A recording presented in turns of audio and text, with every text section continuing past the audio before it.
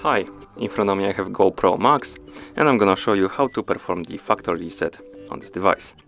Let's start by swiping down from the top of the screen, right here, the touch screen, to open this menu, and then tap on Preferences. Now let's scroll down and select Reset.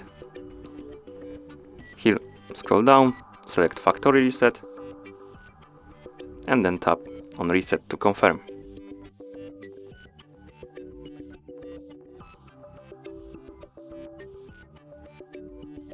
And at this point the factory reset is complete.